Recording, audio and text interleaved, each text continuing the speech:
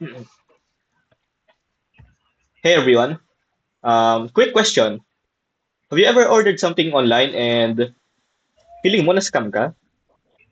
Well, about our topic today, ganun rin naman naramdaman mo once nalaman mo about the details of this so-called ghost project.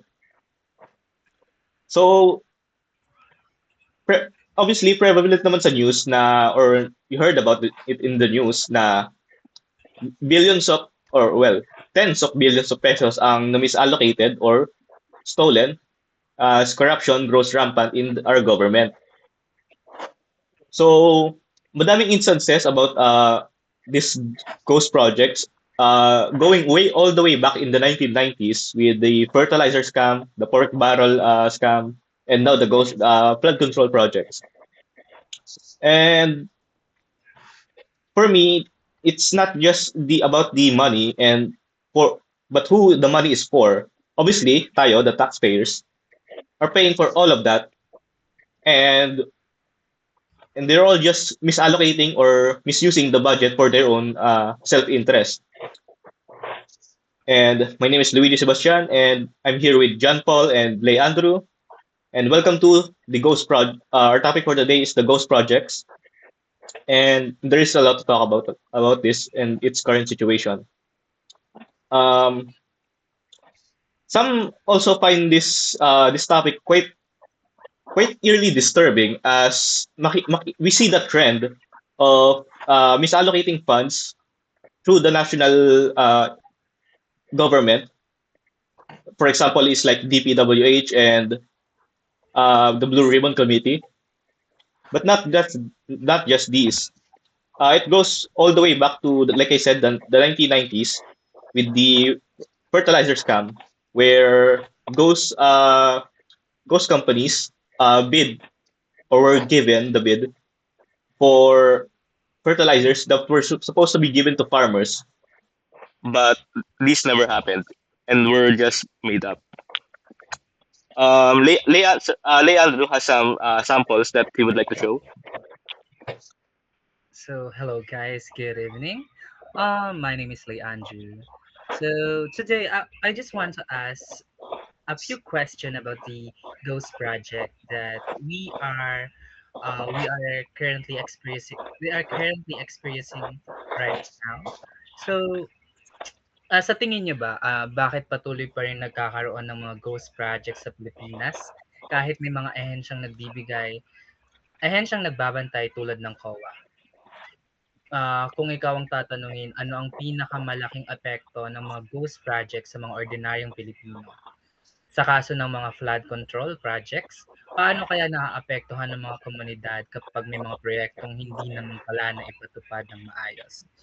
Ano sa tingin nyo ang dapat gawin ng gobyerno para masigurong hindi pa mauulit ang mga ganitong issue? Or let's say na ano ang gagawin ng gobyerno para mas matuloy nila ito? Sa panahon ngayon, we don't actually know who are the enemy of our country, right?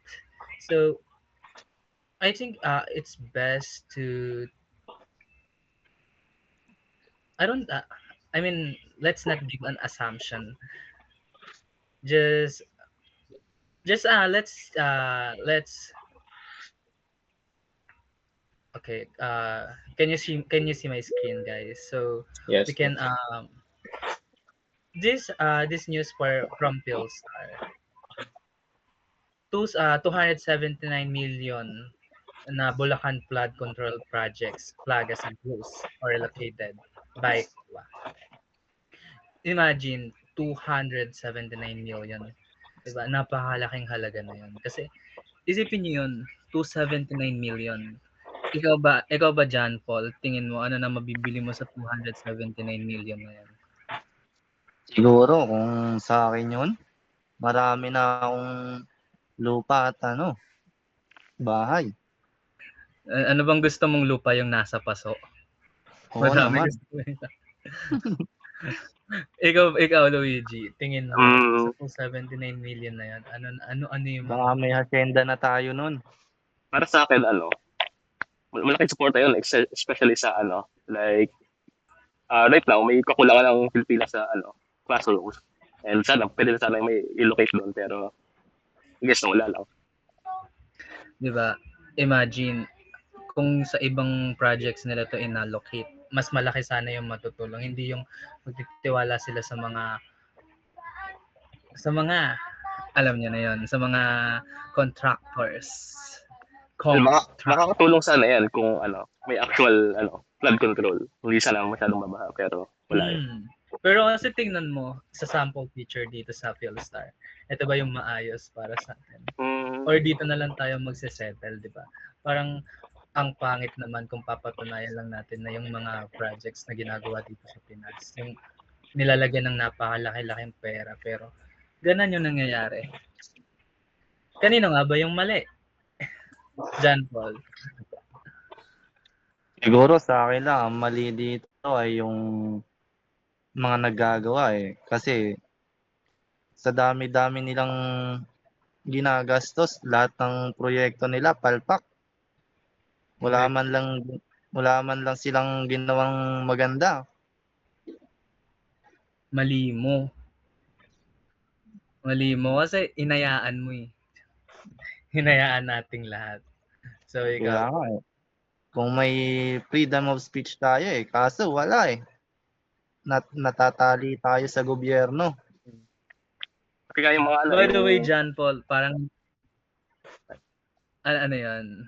Okay, speaking about freedom of speech, yung mga recent protest, feel sure nakukulong yung mga iba doon for kaya target ng government for the free speech na ginagawa nila.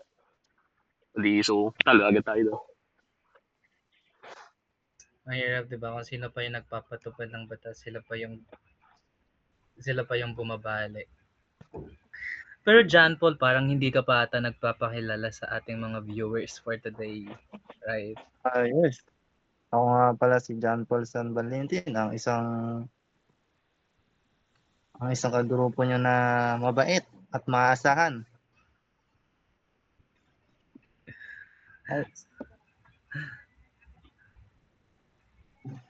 Ang sa akin lang naman sa issue ng mga flood control, kailangan na natin dapat solusyonan to. Lalo-lalo na unahin na natin sa mga gobyerno na corrupt. Diba tama 'yon? Dapat magkaisa tayo na magsama-sama, magtulungan para masolusyonan natin ang flood control na to na ginawa nga nila. Hindi naman maayos, 'di ba? Pero to pre, tatanungin kita. Sa tingin mo, paano natin sosolusyonan tong issue na to kung kahit yung parte ng gobyerno natin, sila din yung gumagawa? Siguro kung sa tanong mo na yan, ang solusyon lang dyan ay bumoto tayo ng tama. Sa atin nakasalalay ang kung sinong uupo na gobyerno na matino, di ba? Ayun lang ang solusyon doon. Kailangan na mapalitan ang mga gobyerno. Ikaw ba, Luigi? Para sa akin, other than the pagboto ng tama, kailangan na rin magkaroon ng dati, napropose ko pero hindi ko na napasa, is yung Transparency Act. Dapat lahat is accounted for, may resibo, digitized, tas lahat ay may picture proof and inspections multiple times para ma-sure talaga na full through or na-complete yung project rather than fake documents or fake inspections. Takot sila dun sa accountability at naubos yung mga yan. Pero pre, tingin nyo ba, after ng mga nahuling mga contractors na yan, ano sa tingin nyo, sino pa yung pinakamataas na mahuhuli? Siguro sa akin, marami pa sa Senado. Sila natin sure. Malay mo, ikaw na next, di ba? Malay mo, ikaw na, di ba? Biglang dakipin dyan. Pero isipin niyo yan, di ba? Parang nagpapakahirap tayo sa mga sa pagpondo dun. Kasi isipin niyo saan din galing yung mga yung pinopondo nila dun. Diba sa taong bayan din naman. Mga taxes natin, di ba? Pero tingnan nyo, biruin nyo eto ha. 77.2 million flood mitigation project, Barangay San Nicolas, Hagonoy, di ba? Parang, isipin nyo yun, sobrang laki na nung na yun para magpatayo ng mga infrastructure, para sa mga maayos na ng tubig. Pero wala. Pero yun yung mga kalsada nga sa atin eh. Hindi naman sila ginagawa, 'di ba? Grabe gaano sila kagahaman.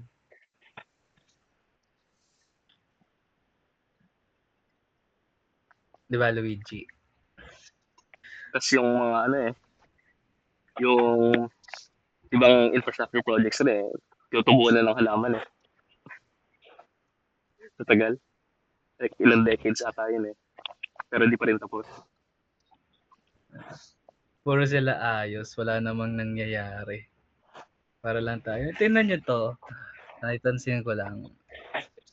Tatlong projects sa Bulacan. Iisang contractors. Lahat yon ghost projects, di ba?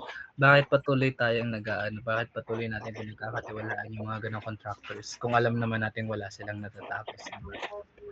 Hindi, syempre, under investigation sila. So, I mean, obviously, court na yun kung guilty or not guilty based on the evidence. Pero safe to say, scammer talaga. Pero papayag ba tayo na gano'n na lang na parang hanggang investigation na lang na wala namang nangyayari. Parang ang hirap lang para isipin puro na lang tayo investigation, di naman nahuhuli yung mga dapat mahuli.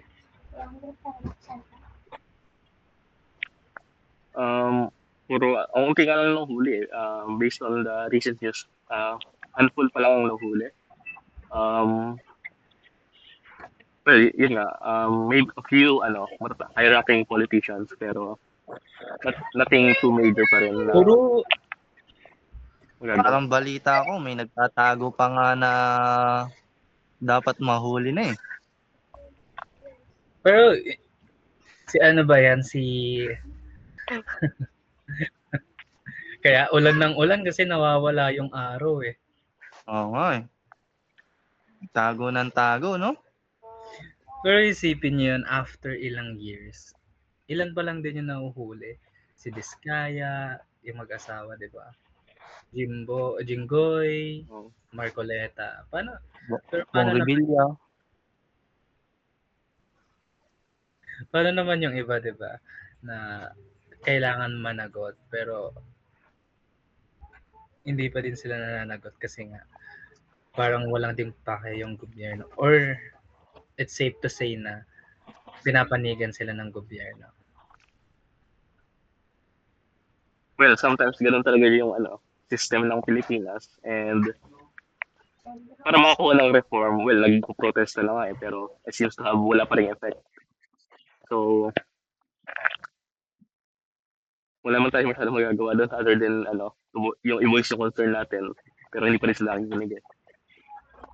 Wala talaga tayong magagawa. Magagawa na lang talaga natin dito vote wisely. Ay lang ang tamang gawin. Ayun nga eh. Ayun na nga lang yung magagawa natin, di pa natin magawa. Wala eh. Bumoto sila na sumasayaw. Bakit? Binoto mo yun, di ba? Hindi oh. Parang proud na proud ka pa ng binoto mo yung araw na yun. Parang hindi naman ata. Wala pa akong voters eh. Pero isipin niyo yun. Parang sobrang ano lang talaga na ano kayang magiging ano kayang kakahantungan ng investigasyon nila to. Parang ilang taon na to eh. Ang bagal, di ba?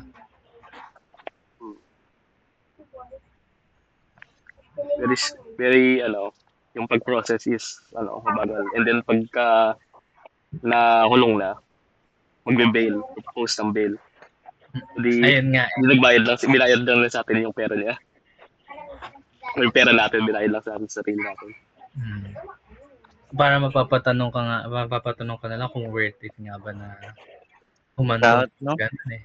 Itatanong na lang natin sa sarili natin kung dapat ba tanggalin talagang tax sa Pinas, no?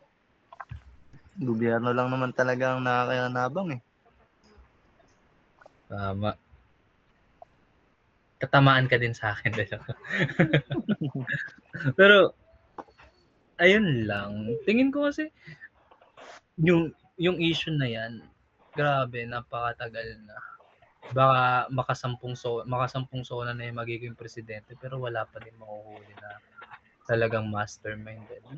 Hanggang dun lang sila sa mga, alam niyo yun. Hanggang wala silang isang salita. Siyempre. Puro lang sila dada. Saan ka ba nakakita ng na politiko na may isang salita? Meron I mean, naman. sometimes may matinong politiko, pero Meron matino. Kaso bibihira. rarely siya, rarely, pero yung mga malalaki rin yung effect ng Hindi naman sila rare. Hindi lang talaga sila yung binoboto natin. Kasi paulit-ulit tayo nagpapakabulag sa mga pangako ng mga 20 pesos na bigas. sa certain markets lang yun or certain area na maliit. Bayag kayo kanin nyo, bayag kayo bigas nyo 20 pesos pero may bukbok. Diba? Parang naman yun. Sige, bebentahan ko kayo ng 20 pesos pero may bukbok yun. Yung patap. Ma-achieve niya lang yung 20 pesos. Parang, alam niyo yun, mga white propaganda nila na sasabihin nila na, uy, boto niyo ako, bababa ang gastusin, bababa ang kuryente. Yayaman ng Pilipinas dahil sa ano yung sinasabi nila nun? Italiano gold. Ikaw pa rin naniniwala ka ba doon, Luigi? Italiano gold daw. Hindi. Sa kayamanan ng Marcos. Pero sa ghost projects is wala tayong makitang goal in sight or ending in sight. A few more years or decades, kahit decades pa yan, yung accountability wala na umalis na. Wala yan. Transparency nga hindi na nakita. Accountability pa kaya. Pero no choice tayo it's the government rin. Masyadong busy mga Pilipino magtrabaho, makabayad lang para makapaglaban. Pero hanggang kailan tayo magiging okay? Hanggang kailan natin titiisin yung mga ginagawa nila sa atin? Hanggang kailan tayo magbubulag-bulagan sa mga pinagagawa ng gobyerno sa atin na ipinapamukha nila sa atin na may utang na loob tayo sa kanila, pero yung totoo, ginagastos nila yung pera natin. Ganon din naman magiging sagot ng mga kapwa natin Pilipino. Wala. Kasi hanggat may mga bulag-bulagan talaga, hindi tayo makakabawan. Maraming salamat sa inyong pakinig. Sana meron kayong natutunan sa aming podcast. Thank you, everyone. Bye. Thank you, everyone. Bye. Thank you for listening. And cut. Kaya ka na. Luigi?